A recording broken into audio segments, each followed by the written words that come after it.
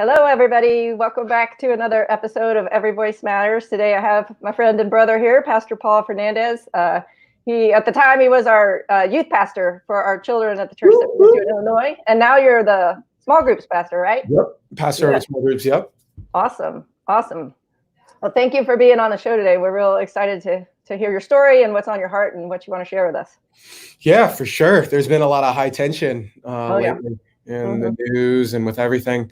I'd say COVID kind of messed with all of us, right? When it was like that happened, and then hearing rumors and news of people dying. So in the church setting, it's like we're hearing of people passing away or struggling. And in the news, you kind of get, there's fake numbers and fake this, and can we really believe it? Wear your mask. And so you get all these mixed emotions. And so being pulled back really set up our country for something serious, I think. And unfortunately with Ahmaud Arbery and then going to George Floyd, unfortunately all those things kind of popping up. And so for me as a Black man, that wasn't a surprise. It was a surprise to see so many people reacting the way they were reacting. Yeah. Because, people are like appalled. And that's been the Black story forever that I can remember, like my parents telling me stories, and just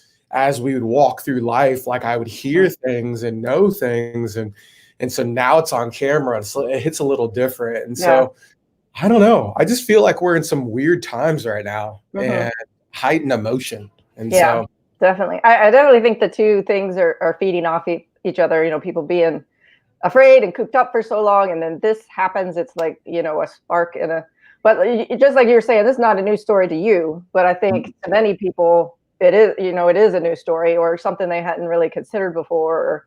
And I think just having the whole thing on video, you can't make an excuse of, he did something to provoke, the guy's standing there with his hands in his pockets. He was clearly not threatened. So there's just no way around it to call it anything other than what it is. Does that encourage you that there's more of an outcry against it? Just to be very frank, I was encouraged by seeing so many white people just say, I get it. Yeah. Our church is predominantly more of a mixed, but more Caucasian demographic. And I've had messages like, I see it now, or I'm awake now. And it was like, I'm mourning because it sucks and that this is still a reality and we're still battling this. But then it was like encouraging to see like people see this and they understand that there's there's an issue here. There has always been a kind of an underlying issue. And not that I love the nation I'm in. I'm thankful that my dad served in the military. I'm patriotic when it comes to that point, but it's always been with America. It's kind of like, let's just in the surface have this, everything's okay. And we keep all those private things at home and we'll keep them at home. And right now it seems like America's business is like all in the open. And it's no longer behind closed doors. It's like very open. So it's discouraging yet encouraging to see. But even in the Christian body, I have to defend myself as a Black man when I say Black Lives Matter. They're like, well, do you know what they stand for? And my argument is you shop at Target and you know what they stand for. You shop at Starbucks and there's all these little things that we compromise for. But if I say the statement Black Lives Matters, there's this whole list of expectations. Are you sure you want to match up to those? And that's, that's never my heart. That's not it. It's the statement. Black Lives Matter, and they've been marginalized, and it's kind of discouraging that in this phase of it all, I feel like I have to defend myself more than anything else, and so. Yeah, I mean, personally, I've struggled with that a little bit too, because I was saying Black Lives. I believe the concept of that. Really, I kind of compare it to like a fire. Like this house is on fire, so this house matters. It's not, if a white person says, "Well, white lives matter too," it's like, okay, but your house is not on fire. Let's fix the one that is. Yes, that's but good. When I went and investigated it more, I was kind of like, I don't know that I'm on board with everything that they're saying. but I still, it's the concepts that I really agree with and support more than, anybody's particular things or political whatevers, or just the statement to say, really, it's Black Lives Matter too, or also matter, because nobody's questioning that white lives matter. That's not no one's questioning it. And it's interesting if we because what you said, if we look, especially political season coming up, right? We're gonna look at that makes everything worse. we're gonna look at every candidate we can, and what do? We look at, and we almost do this. We compromise. We're like, well, I believe this, but I'm not sure about this, but I could do it because of this. And I think that is the same way with the organization that Black Lives Matters. And I know that the leader has spoken up about a lot of things that a lot of people are like, whoa, how can you back this? And I will openly say, as a Black man who is a Christian, that, dude, just let's focus on what really matters. Yeah. Black Lives Matter. Let's focus on that right now. Let's focus on this season, and let's love, let's educate ourselves. Let's understand what's kind of happening right now in our culture, and why is there this spike. And I think what's happening is with the COVID thing and with Black Lives Matters, there's this political push, and there's always been a political push in the nation, right? With media and everything else. But let's focus on what really matters, which is the people. And let's focus on the people right now instead of policies and procedures. Right. Yeah. I feel like this would be the perfect time for us to come together and unite against, pandemic, against racism that we don't want anymore. We want to say the things that have happened in the past are wrong and bad, and we want them to do a new way.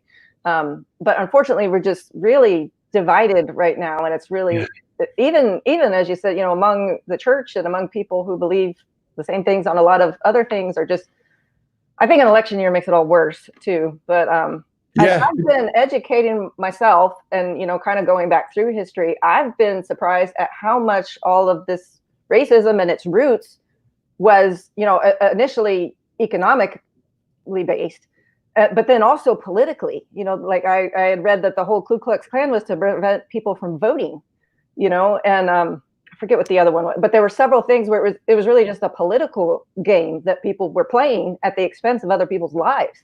And I don't know, I hadn't realized the political nature of the whole racism thing that has gone on, since the Civil War. And I think that's why it's so huge for the Black community to speak up and to be involved in what's happening, even in the political sphere.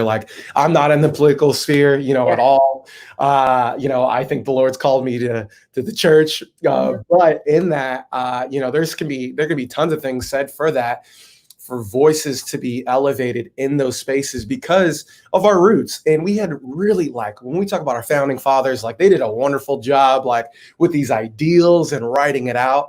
And really, I think for Black people, we're just wanting America to keep to their promises. Yeah. And when we talk about all men to be created equal, and we have these statutes or these policies that we want to live and abide by. And I think we're that's what Martin Luther King did. It was kind of pointing back to that sphere of what about this? And that's what I think that really matters in this moment, even with all the political hypeness and all that. It's man, can we really fight for unity and community? Because that's really where it's going to change. Us having these conversations live so everyone can hear them. Let's stop talking over each other and start talking to each other, right? And that's what we do. We tweet and we post and we'll talk at each other, but we're not talking with each other. Exactly. And I think it's important because everyone's like, what's the answer, Paul? Tell me the answer. And it's very complex. When it comes to the political view, it's very complex on what it looks like, because let's just be really honest. I'll put it out there. The Democrats have consistently marketed towards African Americans for years, right? So they have that, right? And then with African Americans, with the Republican side, it's wow, there just seems like there's just not enough. And so there's that pool that you have there, right? So that's complexities in that. And then when you talk about a society, yes, we don't have to drink out of different water fountains anymore. We can somewhat live in the same community depending on your economical class. But I think what it comes down to is that unity and community. Can we be together to have conversations, to live with one another? And that's why I think the church is so beautiful in the sense we've been doing this for thousands of years. Like Jesus was like, boom, all nations. It's a multi-ethnic church coming together, poor people, rich people, people of economic different classes coming together, different races coming together for one purpose only, is to love God and to love people.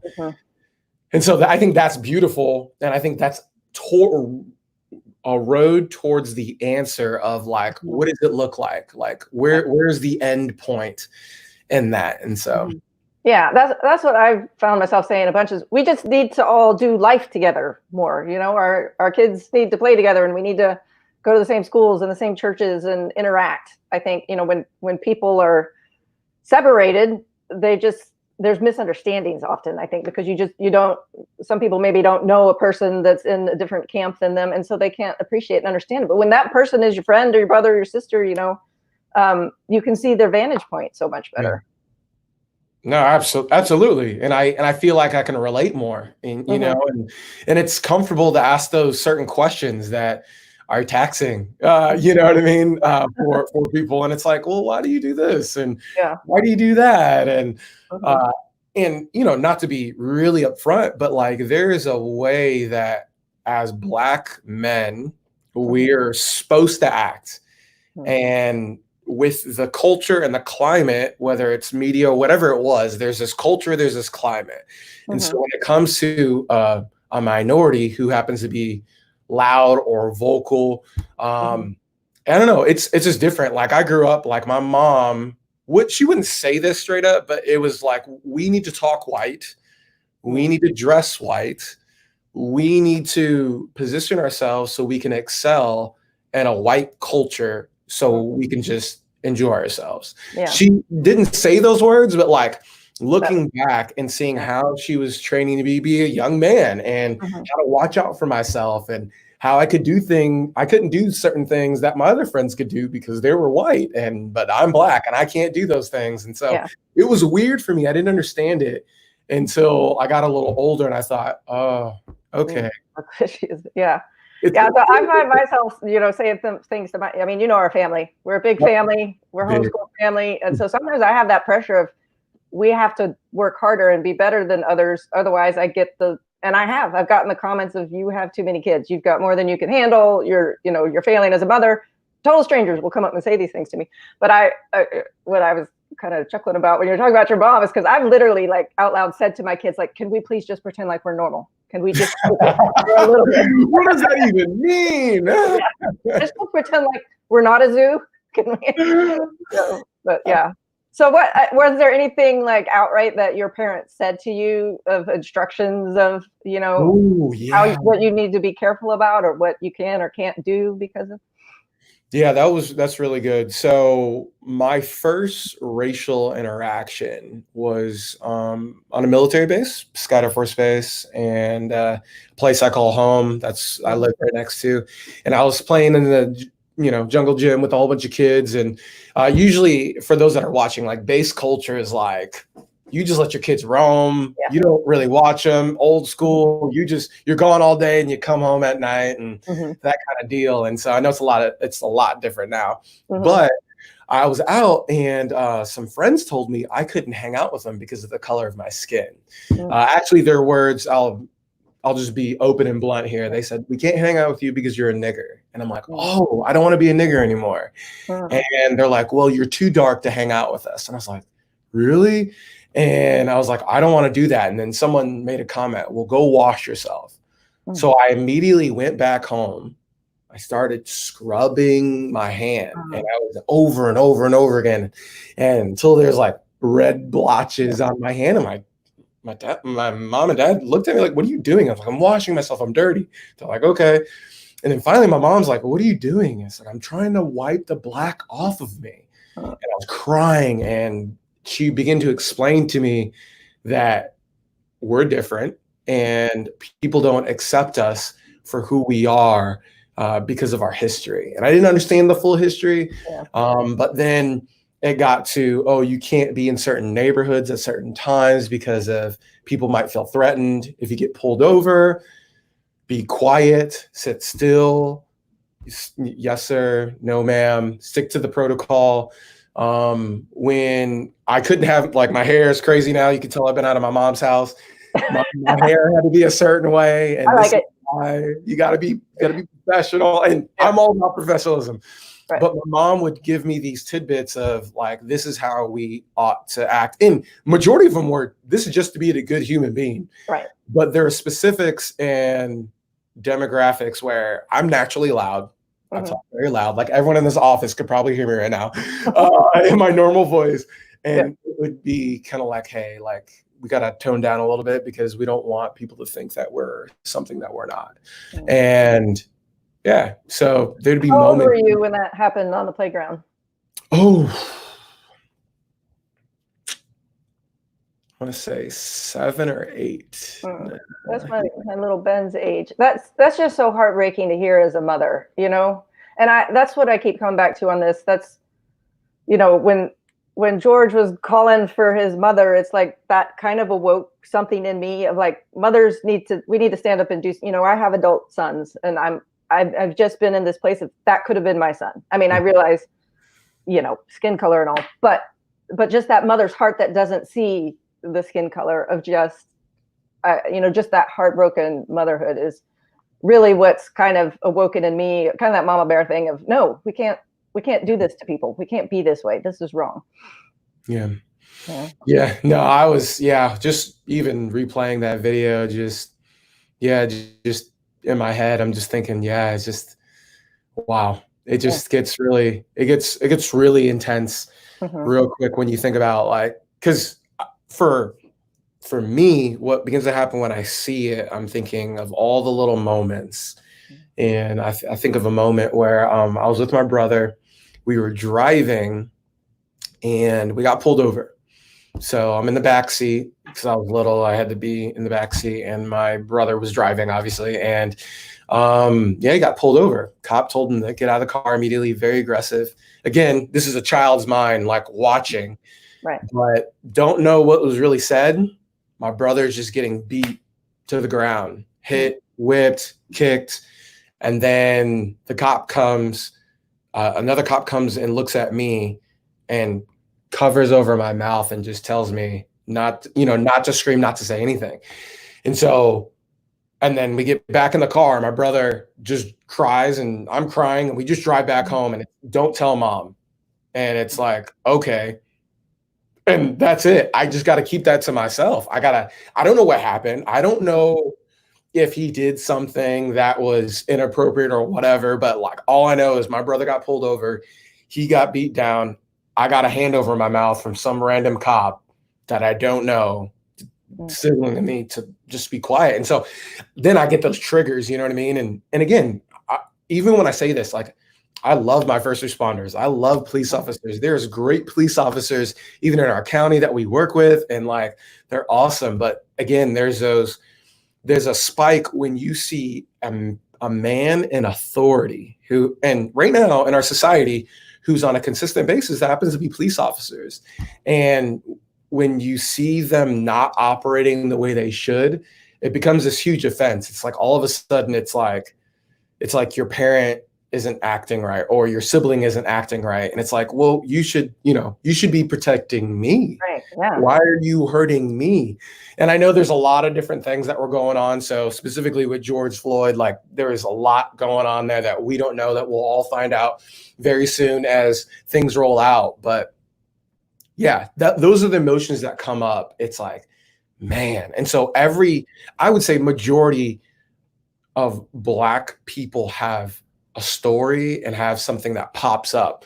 So we have stories from the past, and we have personal stories when we watch videos like that, and it just replays some stuff. That's why I get so emotional. Yeah. And even having this conversation, I know I have to treat myself and relax, because it's going to be, because it takes from you, and you start to replay some things that were hard on the heart. Yeah. And so, well, it's trauma, it's like generations of trauma, and that takes its toll. And, just like you were saying, from an authority figure, it's that deep sense of betrayal. Like, you're the one supposed to be protecting me, and you're harming me. I had a friend who told me a story about her young adult son who was driving through Atlanta for he was going to college or business or something. I don't remember why he was there. He was out of town, but and his car broke down, middle of Atlanta, late at night, and he was gonna, call for help, and she was just panicked. She's like, "Don't call the police! Don't call the police!" She was panic stricken that something would happen to her, and that just, I don't have that mindset of, oh, if I'm in trouble, I call the police. I don't think, oh, if I call them, they'll do something to my son. That just really kind of jarred me awake of, wow, that's a really different perspective than the world I live in, because I don't have to worry about those things. But when she shared that story with me, that just really, packed a punch with me, because it just made me realize the things that I don't deal with, and I just don't, and I'm just, I'm not aware till somebody tells me. But I really appreciate you, being willing and having the courage to share your story with us, because it does make a difference and it helps people understand. And I know it's hard, and I've had probably for every yes I've had to come on the show, I've had like 3 no's of people who just, I don't want to talk about it, or I don't want to, talk about it in front of people, which I totally understand. But I just want to say how much I appreciate you being willing to share this stuff with us. I know it's hard. For sure. And yeah, it's just, and I think as people, as we come together and as we have these conversations and we keep them going, not just when they're popular, that I think we can mend in this healing. I want to ask you, what are some educational things that you're doing? Because I definitely think, like, for people that aren't minorities, like, education is like one of the best things to try to like start with. And so what are some areas that you're kind of reading in that you've been suggesting? So kind of, I guess, 2 main things, maybe 3. I've kind of gone back through the history. I kind of knew the gist of slavery and, the evils of that and the Civil War, but the period from the Civil War till now, I hadn't really processed correctly, I don't think. I feel dumb saying this, but I'm going to just admit the truth. I didn't really realize, I think, what the civil rights movement in the 60s was about. But it was really about them pointing back, going, hey, you remember those constitutional amendments we made 100 years ago? How about we live up to those? It was 100 years between the time when the highest law in the land said this and when it actually came into greater practice in our country.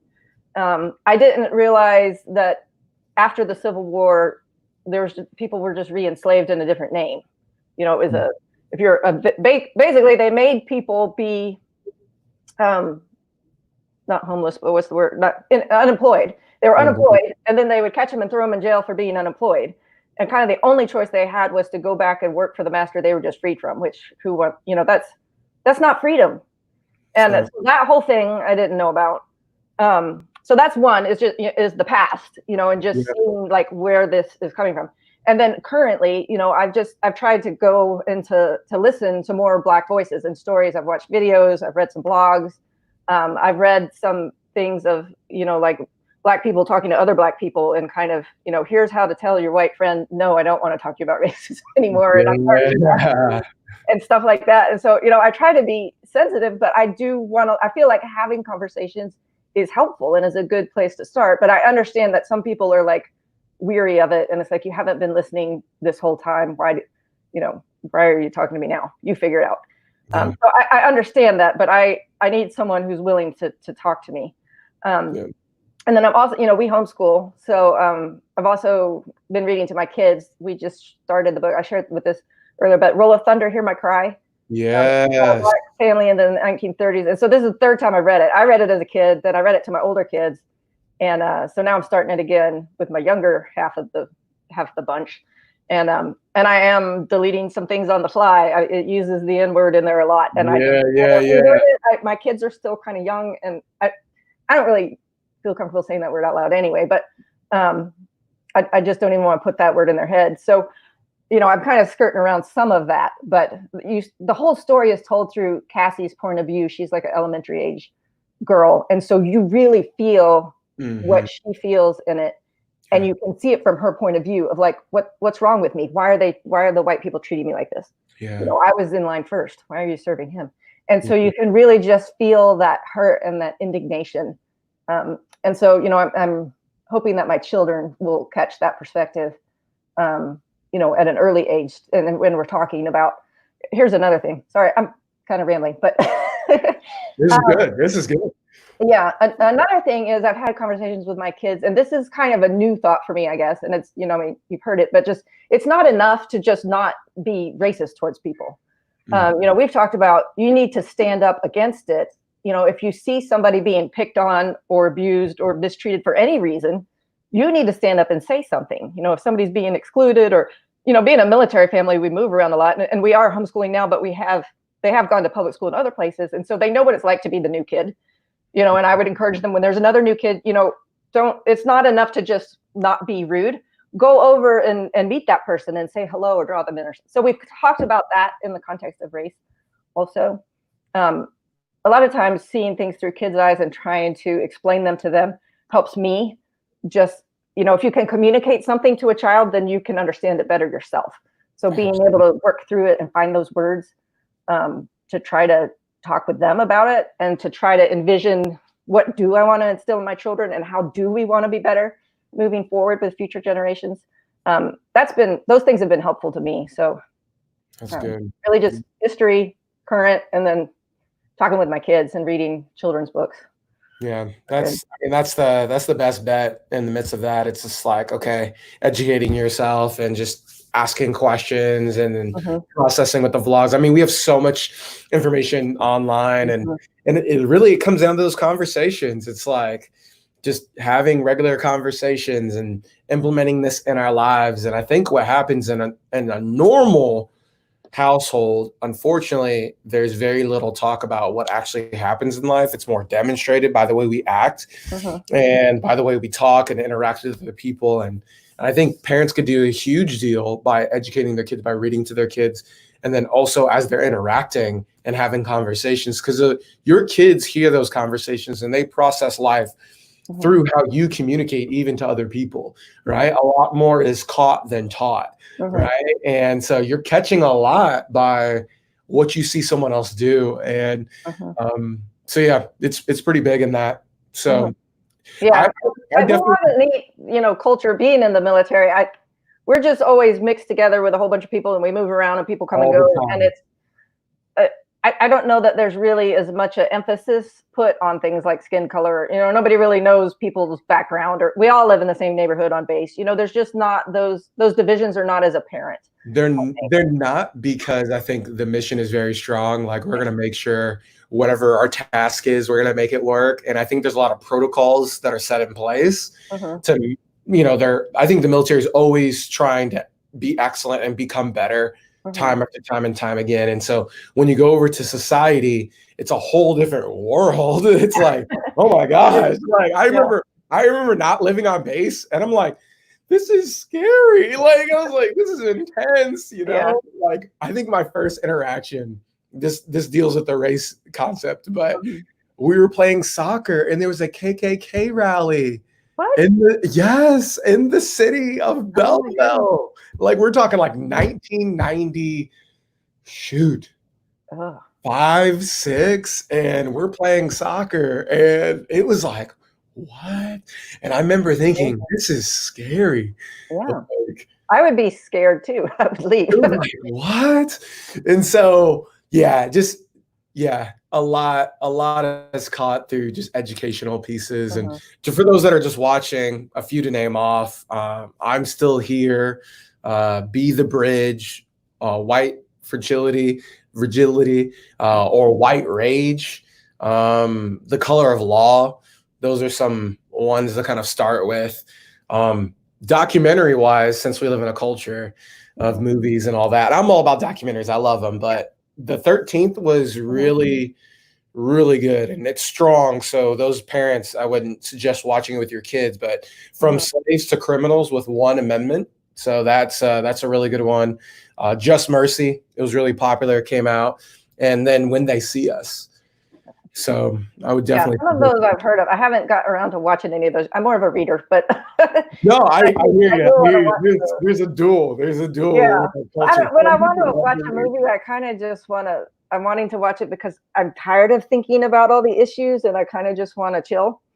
but when I'm reading, that's more when I'm actively like processing information and working hard on things mentally and stuff like that. So, and that's the thing about writers. This is why I appreciate that about you, because I'm not much of a writer, but in Jesus' name, I'll hopefully become one. But you guys bring this depth and understanding that almost causes, with looking at words and processing, a little different. Because with movies, it's like, it's a beautiful art, but then it's the next scene. You don't have that much time to process. Yeah. You know what I mean? And so there's time to process when you're actually reading something. And I mean, you can zone out when you're reading too. You can kind of go with the flow, but it's yeah. And you can I don't know about your writing, but you are an awesome, dynamic, powerful speaker, man. We really enjoy listening to you get up there and share your heart for Jesus. And I don't just every sermon I've heard you preach just really connected. So I really appreciate that. Yeah, and I know my kids really enjoyed having you because you've got this awesome combination of like spiritual depth and godliness and biblical instruction, but you're like really cool and fun too. I'm not a fun person, but you know, he's like cool now. It rubs off. I don't know. I told my wife it was because I was in the streets for so long. I was in the world for so long, you know. I didn't get saved until I was 17 years old. So I had 17 years of just me and my own sinful self. I don't know. So yeah. Well, we really enjoyed being part of that church. Fortunately, the Air Force moves us around. We got to move on. I mean, we're part of a great church now too. But I just figure when I get to heaven, I'll know more people because we've been a part of so many churches. Amen. And I look at the military life as paid missionaries. You just get to go all over the world to do the mission you're called to do. Yeah. So you guys get to do it. So we're kind of undercover, though. I mean, we can't be open about Christianity. So, but we can love on people, you know. You can. I'm loving on them in Jesus' name in my heart. I believe there's power in that, even if I can't say it out loud. Come on. That's so true. Yeah. That is so true. Yeah. Well, cool. Well, awesome. I appreciate you. Thank you. Yeah. Well, thank you for coming. Is there any things that you want to share with us or any projects on or anything that? Let me just tell everyone else, like I kind of recap this conversation a little bit, is I think that unity and community is the best way for reconciliation with our nation and our neighborhoods. And so I think that's good. And then, if you want to learn more about me, you can go Word of the Day Pod on any platform like Facebook, Twitter, Instagram, or podcast, Spotify. And you can find me on there. And I do videos, I do podcasts. Oh, awesome. So you can check me out there. Okay, cool. Yeah, we can put the link down in the comments so that people can find you and hear more about you. But thank you so much. I really appreciate you taking out your time and chatting with us. And we had a lot of requests to hear from a Black man. You're the only one that said yes. I want to be that guy. You are by popular demand our guest on this show. So I appreciate Thanks for meeting with us today. We appreciate it. Awesome. All right. God bless you. Take care. Bye. Bye-bye.